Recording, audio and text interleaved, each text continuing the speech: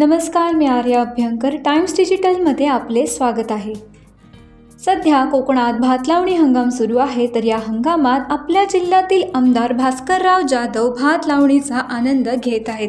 त्या संदर्भात निसर्गाशी साधर्म्य असलेल्या या नैसर्गिक जीवनाची अनुभूती तुमच्यापर्यंत पोहोचवण्यासाठीच हे वृत्त आहे.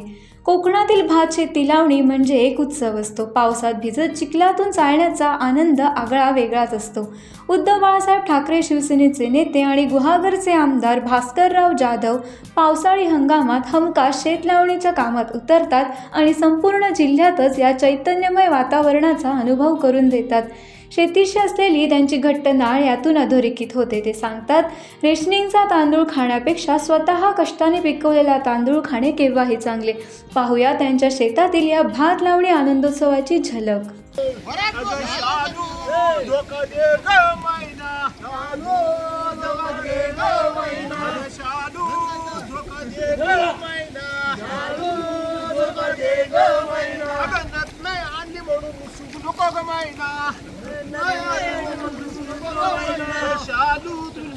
शालू धोका दे ग मैना, धोका दे ग मैना, आणि साडी ना आणली म्हणून नको मैना. शालू धोका दे ग मैना, साडी आणतो बोल धोका दे ग मैना. शालू धोका दे ग मैना, शालू धोका दे ग मैना, धोका दे ग मैना, आणि चोळी ना आणली म्हणून नको मैना.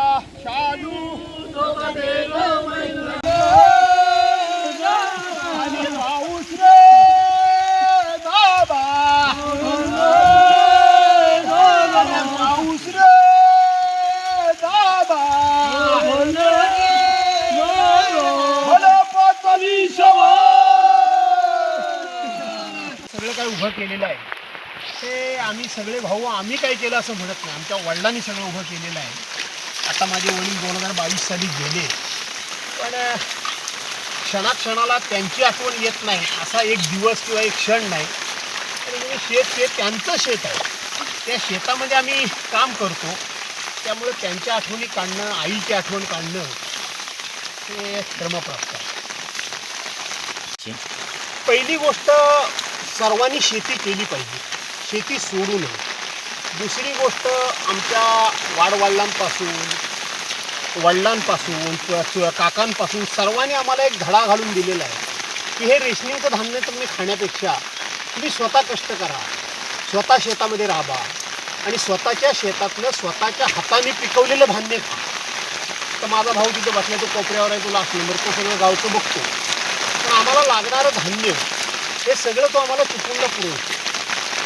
आम्ही रेशनिंगचं 1 किलोसुद्धा धान्य आम्ही आणत नाही. आणि मग आपण वडिलांनी त्यावेळेला एक आम्हाला शिरस्ता घालून दिलेला आहे की जो लावणीला आणि कापणीला येणार नाही त्याला धान्य द्यायचं नाही, आणि जो लावणीला आणि कापणीला येईल त्याला लागेल तेवढं वर्षभर धान्य द्यायचं त्या मुलाला. कारण काय, कापणीला आणि लावणीला माणसं कामाला मिळत नाही, कारण प्रत्येकाची शेती असते आणि हंगाम हा महत्त्वाचा असतो.